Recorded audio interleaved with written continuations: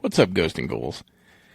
I realized after I uploaded the Saul X review and went back and listened to it that I am a putz and somehow blundered the audio quality. So here is the Saul X review in better quality, like we like to present to you. So thank you, and sorry. What's up, Ghosts and Ghouls? It's the one, the only JT Ripper, and I'm here with Todd of Thunder. And today we're back with our review of Saul 10, or Saul X, so to speak. We just got done watching it in the movie theater, and I think we've got a lot to talk about. Yes, indeed. The 10th installment, and usually the 10th installment of a franchise is not fondly looked at, especially in the horror genre, but we will give you our thoughts and our opinions on this brand new sucker. I mean, it's new, but it's not like new. It's kind of like the story that you knew about, but it finally gets told with John Kramer.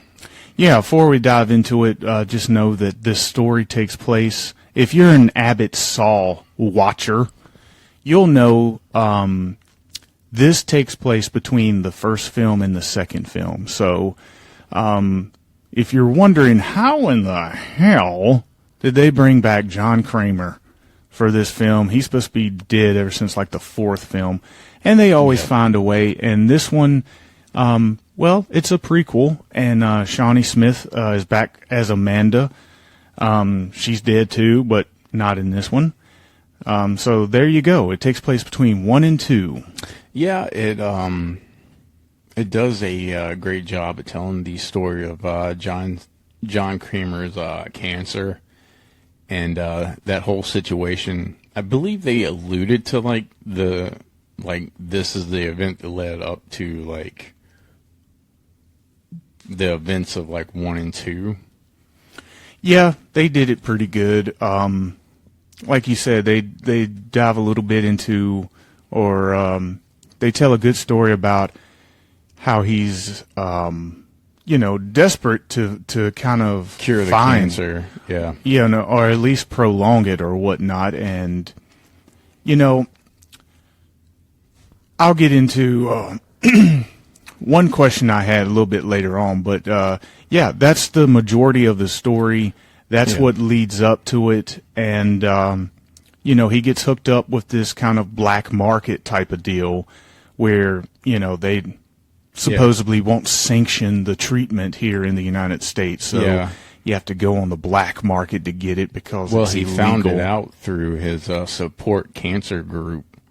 Yeah, that one guy told him where to find it, and he showed him a scar, and I've been cancer free for 4 months or so now, and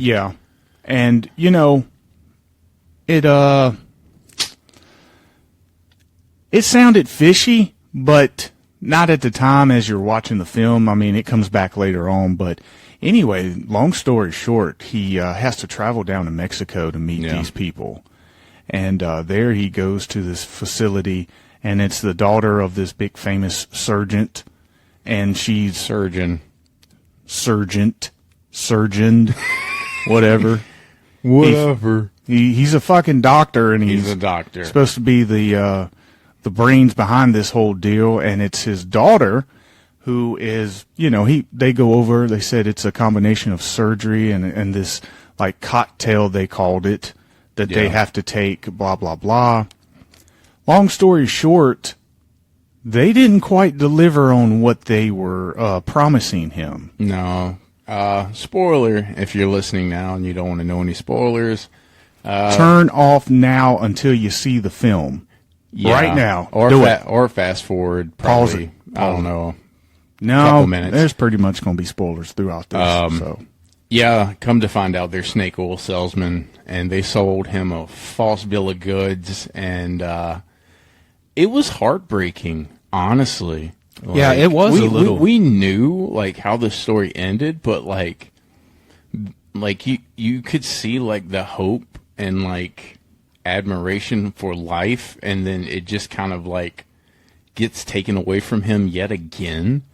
Yeah, you can definitely sympathize with what he went through, because it's like you said, we know who he is, we know what he does, but he's still somebody who has a terminal ill cancer. Yeah. So, when somebody gives you hope like that, it's and rips it away from you, that is very, very sad, And, that can pertain to anybody going to real life. Anybody is like, hey, I'm going into surgery. Hey, I'm going for treatment. The doctors say, it's a 50-50 chance, but I'm optimistic, Yeah. And then after the surgery, they go, oh, that went well. And then 2 days later, they're like, nah, it didn't quite go as well as we thought it was. Yeah. This movie, I am having an internal struggle, a good internal struggle for once this year, with how and where I'm placing this movie. This movie was fucking fantastic. Yep. I love this. So far, this is my fucking top movie of the year, honestly, people. Excuse me. If you are kind of wondering if they're going to deliver with the gory goodness, on all cylinders it fucking delivers. But I think what makes this particular Saul stand out from most of them is the actual story. Yes. Most of the Saul movies kind of felt like they were gory just to be gory, just to get them out, blah, blah, blah. Little bit of story to them just to attach them to everything else. But this one was a real dive into the story. There's a couple guys on YouTube that I watch and met the screenwriter at just walking around at a convention, and I'm thinking to myself, why did they go out of their way just to get the screenwriter? Apparently they saw it and they were impressed by the story just like we were, so kudos for them to get an autograph basically for free on that. That's pretty awesome. But yeah, shout out to the screenwriter. The way that this Saw movie makes you feel a lot more than probably any other Saw movie. Like, I've never been so involved in a Saw story. Yeah. As much as this one. This one hurt me. And normally there's people that you kind of want to see get redeemed. Yeah. I wanted all these bastards to fucking die. All of them. Yeah, I would agree with you, that I probably, the first Saw film really does something to you when you see it the first time. Right. The second one, not so much, but it's cool because they up the traps, and basically from the third one on, it's kind of like rehashing, but it's, you go for the gore, basically. This film kind of got back to the feeling of the first and second film of actually making you feel something and really driving home this story, and, not just a bunch of people together that just wake up and then you have to figure out why they're there. You get the story first, then you get the the traps or the whatever you want to call them, the torture devices, the game. Time to play the game. The only one that I couldn't figure out if it was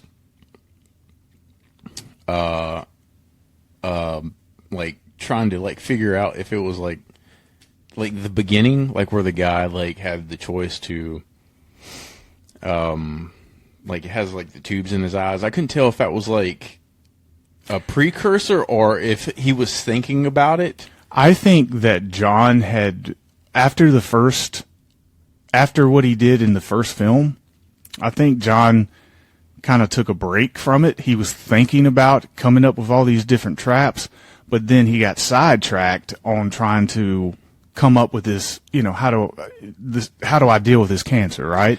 So when he saw the guy do that, I think that he envisioned doing that to him, but it never happened because he saw him. That's why he, it jumped back to that scene where he's still in the room and John says, good choice. Yeah, see, that's what I was thinking. Well, I'm not sure if this one takes place before Saw 1, because think about it. It ended in the room where the first one began. Well, see, that's what I like about this movie. It's making me think. Well, from all the reports that I said, they said between 1 and 2. So the events of the first film, well, I guess should have already happened. And possibly. And if you notice throughout the movie, just we'll get into it, but just to remind you, when the girl says, "Oh, John fucking Kramer, Jigsaw," that's right. That's right. He was already known. That's right. You know what I mean? You're right. You're right. But this one takes place in Mexico. Yes. So all the dirty deeds get done in Mexico, and basically, long story short, these people, like you said, con them. Everybody's a con, from the doctors to the people taking x-rays to they put together this little con team, and they get people with these terminal illnesses, and they promise them they can, cure them and all this stuff. And long story short, they give them a boatload of money. They fake them out. They send them on their way. And then when they try to get back in contact with them saying, "Hey, you fucking faker," they disappear. Yeah. And, this time, though... But they bank on them dying. Yeah, they bank on them dying, and, it's one of those deals where it's like insult to injury, you're already dying. But the thing that I thought was kind of funny in the film, and it happens in real life. You notice after, John got the surgery and everything, he thought he started to feel better, but it was nothing happened to him, but he starts to feel better. And that made me think to myself, man, that happens to all of us. You ever had a headache and you took a pill and something clicked in your head like, "Oh, I immediately feel better," but you really don't, but your mind tricks you into like, "Oh, I finally have this pill in me, I'm going to feel better." Yeah, kind of, sort of.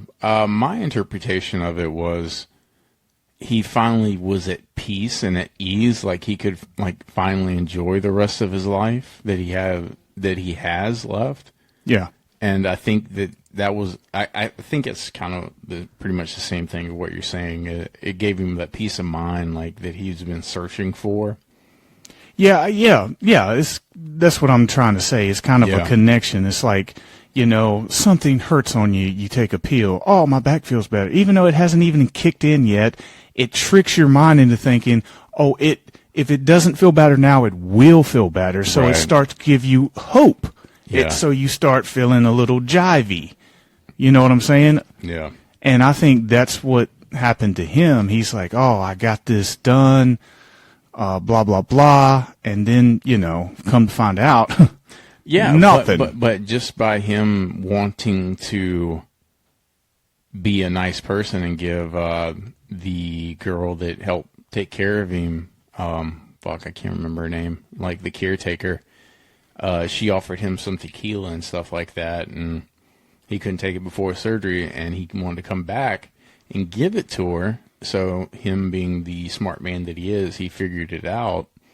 And he went to take her some tequila, and then that's when, the nobody was there. It was totally abandoned, a rouge. But they left everything, and he saw the fake videos, and come to find out, they really didn't even do surgery. When he opened up his bandage, his skull was perfectly fine.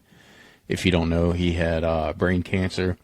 They didn't even shave his head. It actually showed them what we thought was him getting his head shaved and stuff like that, and they duped him. They duped him good. Yep, and with the help of his trusty assistant Amanda, she rounds all these up in the pig costume. By the way, we got the pig costume back. That was you got cool. Everything back. Yeah, and she rounded